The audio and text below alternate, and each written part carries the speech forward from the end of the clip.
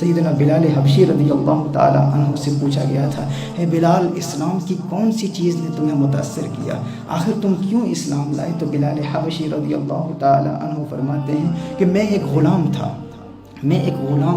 مکہ المکرمہ کے لوگوں کو میں جانتا ہی نہیں تھا، میرا کہیں آنا جانا ہی نہیں تھا، ایک گھر میں محدود تھا، اسی گھر کے اندر رہتا تھا، میرا ایک مالک تھا، میرا ایک آقا تھا جو انتہائی ظالم، انتہائی سفاک تھا، مجھ پر بہت ظلم کیا کرتا تھا اور مجھے اپنے گھر کے اندر رکھتا، گھر سے باہر آنا جانا میرا بہت کم تھا۔ کہا ایک رات میں بہت بیمار تھا، تیز بخار تھا، شدید سردی تھی، بہت تکلیف میں تھا، تو میرا آقا میرے پاس آیا، میرا مالک میرے پاس آیا اور اس نے آ کر کہا کہ یہ کئی کلو جو مجھے دیے اور کہا کہ پوری رات انہیں چکی پر پیستا رہے۔ مجھے بہت شدید بخار تھا، تیز بخار تھا، سخت سردی تھی اور کہا اس سردی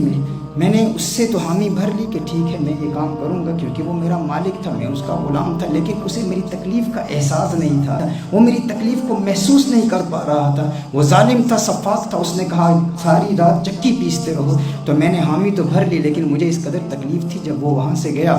تو میں نے دودھ کا ایک پیالہ تھا، میں نے دودھ پیا، دوا لی، کمبل لپیٹ کے میں لیٹ گیا۔ کہا جب میں لیٹ گیا تو میری آنکھ لگ گئی، میں سو گیا۔ تو رات کے وقت وہ آتا ہے اور اس کمبل کو کھینچتا ہے اور بڑے تلخ لہجے میں مجھے کہتا ہے میں نے تجھے ایک ذمہ داری دی تھی، تو میرا غلام ہے، تو میرا نوکر ہے، تیرا کام ہے کہ تو حکم کی تعمیل کر، میں نے جو حکم دیا ہے تو اس پر عمل کر۔ اب تیرے لیے سزا یہ ہے کہ پوری رات تو چکی پیستا رہے گا، لیکن اب چکی پیسنے کے لیے ایک اور شرط بھی ہے، ہر چند کہ تجھے تیز بخار ہے، شدید سردی ہے، لیکن اب کھلے میدان میں تجھے چکی پیسنا ہوگی اور قمیص اتار کر چکی پیسنا ہوگی۔ کہا مجھے صحن میں، کھلے میدان میں، اوپر چھت بھی نہیں ہے، مجھے بٹھا دیا اور کہا تو چکی پیستا رہے، اور پھر قمیص بھی اتار دیا۔ اب تصور کر سکتے ہیں کہ ایک انسان کو شدید بخار ہو، تیز بخار ہو، سخت سردی ہو، قمیص بھی اتار دی جائے اور کھلے میدان میں کہا جائے کہ پوری رات تو چکی پیستا رہے۔ بلال حبشی رضی اللہ تعالیٰ عنہ فرماتے ہیں میں چکی پیس رہا تھا،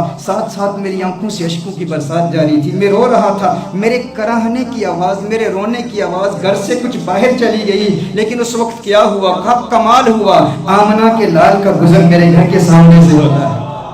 مدینے والے آقا کا گزر میرے گھر کے سامنے سے ہوتا ہے۔ کہا محمد عربی صلی اللہ علیہ وآلہ وسلم نے میرے رونے کی آواز سن لی، دروازے پر دستک دی، اندر تشریف لائے، پوچھتے ہیں کیا بات ہے، کیوں رو رہے ہو، کس بات نے رولایا؟ میں نے کہا جاؤ صاحب، پوچھنے والے تو بہت ہوتے ہیں، غمخوار تو بہت بنتے ہیں، لیکن غم کا مداوع کرنے والا کوئی نہیں ہوتا۔ کون ہے جو مدد کرتا ہے؟ غمخوار بنتے تو بہت ہیں، پوچھتے تو بہت ہیں، لیکن مدد کرنے والا کوئی نہیں ہوتا۔ میں نے یہ جملے کہے، میرے جملوں میں کچھ تلخی تھی، کچھ سختی تھی، کہا میرے جملے سنے محمد عربی نے، وہاں سے تشریف لے گئے اور میں بھی کچھ بدگمانی کا شکار ہو گیا۔ میں نے کہا ہاں ایسا ہی تو ہوتا ہے نا، پوچھنے والے پوچھتے ہیں لیکن مدد کون کرتا ہے؟ میں کچھ بدگمانی کا شکار ہوا، کچھ تلخی میرے لہجے میں تھی، لیکن ابھی میں چکی پیس ہی رہا تھا، کیا دیکھتا ہوں کہ مدینے کا چاند پھر واپس تشریف لاتا ہے، آمنہ کا لال پھر واپس تشریف لاتا ہے، محمد عربی صلی اللہ علیہ وسلم پھر تشریف لاتے ہیں، ہاتھ میں دودھ کا پیالہ ہے، چند کھجوریں ہیں، کہا ہے بلال یہ دودھ پی لو، کھجوریں کھا لو، کمبل لپیٹ کر مجھے بٹھا دیا، کہا ہے بلال تم بیٹھ جاؤ اور دیکھو میں کیا کرتا ہوں۔ کہا میں بیٹھ جاؤں؟ کیا آپ جانتے نہیں ہیں وہ بڑا سفاک ہے، بڑا ظالم ہے، بہت مارتا ہے، بہت سزائیں دیتا ہے، وہ تو مارے گا، سزائیں دے گا، ظلم کرے گا، ظالم ہے میرا آقا، میں تو چکی پیسنے پر معمور کیا گیا ہوں، پوری رات مجھے جاگنا ہے، چکی پیسنا ہے، یہ کام کون کرے گا؟ آمنہ کے لال نے کہا ہے بلال حبشی گھبرانے کی ضرورت نہیں، آج پوری رات تیرے لیے محمد عربی خود چکی پیستا رہے گا۔ کہا میں دیکھ رہا تھا یہ منظر، پوری رات آمنہ کا لال محمد عربی صلی اللہ علیہ وسلم مجھ بلال کے لیے، مجھ غلام کے لیے چکی پیستے رہے۔ جب سحری کا وقت ہوا سارا سامان مجھے دیا، وہاں سے چل دیے، یہ ایک رات کا واقعہ نہیں، کہا دوسری رات پھر تشریف لائے، احساس اس قدر تھا میں آمنہ کے لال کو دیکھ رہا تھا، آئے دودھ کا پیالہ دیا، پھر کھجوریں دی، پھر کمبل میں مجھے کہا لیٹ جاؤ، میں لیٹ گیا، لیکن چپکے چپکے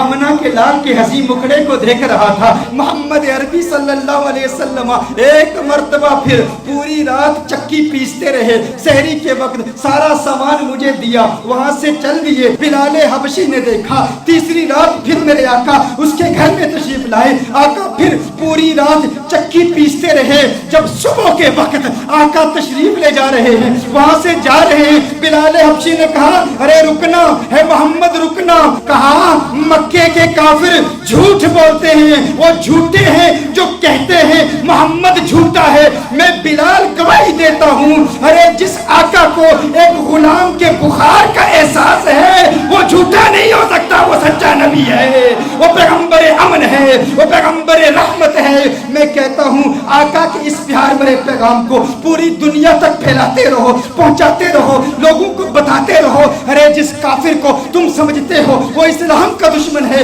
इन्हीं पैगामात को सीख कर आका का दीवाना हो जाएगा, आका का आशिक हो जाएगा, आका के लिए जान कुर्बान करने के लिए तैयार हो जाएगा। फिर उसे भी मदीने की गलियां अच्छी लगेंगी, फिर उसे भी तैबा की गलियां अच्छी लगेंगी। क्या नहीं देखते यहाँ वो नौजवान भी आते हैं जो कल गैर मुस्लिम थे, उन्हें कुफर की गलियां अच्छी लगती थी, आज वो भी कहते हैं फिर के गली गली तबाह, ठोकरें सबकी खाए क्यों, दिल को जो अकल दे खुदा तेरी गली से जाए क्यों, रुखसते काफिला का शोर गश से हमें उठाए क्यों, सोते हैं उनके साए में कोई हमें जगाए क्यों।